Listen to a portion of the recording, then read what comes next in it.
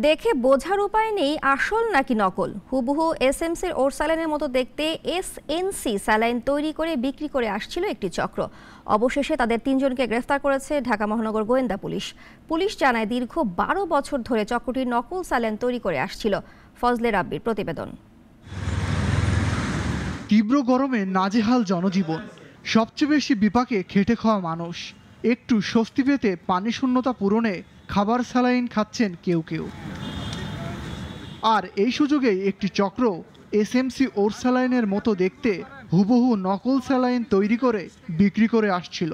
শুক্রবার রাতে অভিযান চালিয়ে চক্রের ৩ সদস্যকে গ্রেফতার করা হয়।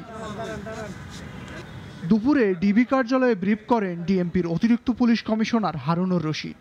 তিনি জানান, চক্রটি ১২ বছর ধরে নকল স্যালাইন তৈরি করে আসছিল। নিজস্ব কারখানায় তৈরি হতো এইসব স্যালাইন।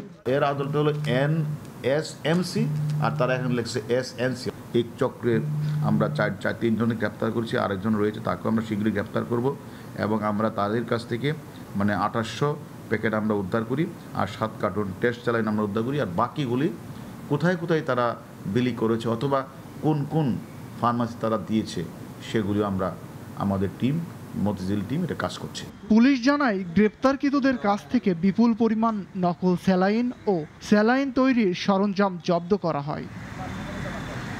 ফজলে রাব্বি, নাগরিক, ঢাকা।